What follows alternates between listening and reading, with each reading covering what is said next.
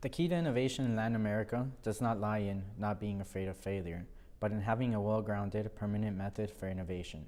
Not waiting for a miraculous invention, but innovating every day with a long-term view. Do you agree with this statement? Why or why not? I guess in many dimensions I do agree.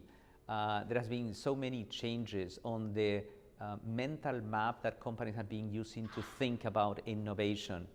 Traditionally moving from innovating on products and now truly moving into innovating in terms of solutions that companies need to offer to their customers and to society at large.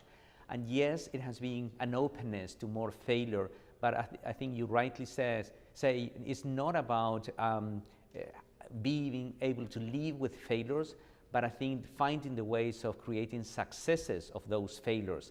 And that implies a different organization model, different set of skills, and also a different role from CEOs in promoting that new environment. Best practices indicate that boards and CEOs should directly head innovation and transformation processes. Any recommendations to best get this done? I guess clearly the role of boards and CEOs has also evolved in terms of the role on promoting innovation. I don't think that they need to do and lead the innovation directly, but yes, to create the conditions in terms of both the governance model, the definition in terms of skills and roles that the organization needs to fulfill to really promote that innovation, and by accepting some of the failures that would come along the journey of innovation, and also to reward those that are creating those disruptive innovations that lead to success of the company. So they have a leadership role, they need to promote it and endorse different new models on innovation within their own organizations. What is the best way for large firms to be related with startups? Should large firms partner with them, acquire them? There has been a lot of discussions regarding are the startups like attackers and competition for the traditional incumbents, or they could be partner. I think it is more and more evidence that the traditional corporations would not be able to innovate from within and only by themselves. They need to be part of a broader ecosystem that include the startups, that would include, in the case of banks, fintechs, to really achieve the level, the speed and the level of innovation, disruption that it's needed. And therefore, there might be some cases where, yes, you could acquire a startup that would speed up your process of innovation.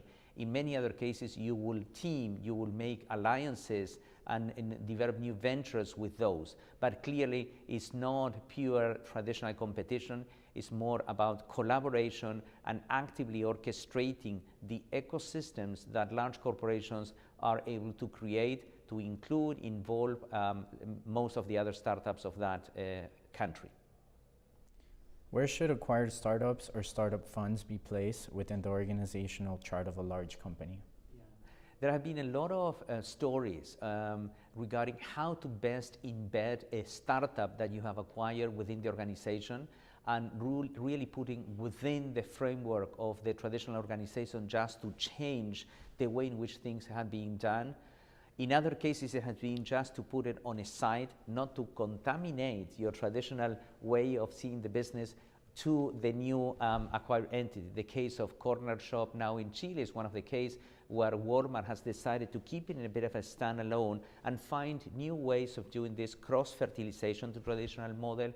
But I guess if the incumbent, it's a very traditional organizations with a lot of legacy mental models on seeing the business, there might be a value, clearly at least at the beginning, to keep those new organizations a bit of a standalone with clear governance and clear ways of facilitating that cross-fertilization, but just to ensure that the distinctiveness that they are bringing could be preserved and enhanced in a broader sense. How many women does BCG have at C-suite level on its board of directors? We BCG has been really working hard to ensure that we have the full inclusion on diversity and women participation within our organization. As BCG is a partnership, we're around 1,000 partners at the global scale.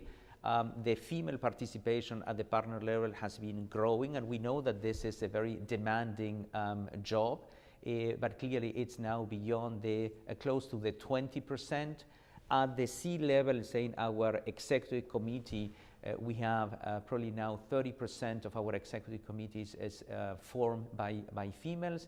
And when you see the talent pool in terms of the incoming classes of new associates and consultants when they leave university and join BCG, or when they leave their MBAs and join BCG, in the case of those coming straight from college today, 50 to 60% of the incoming class is already females. In the case of the MBAs, it's a bit lower, will be close to the 40%, but very measurable success has been done over the last 2 or 3 years.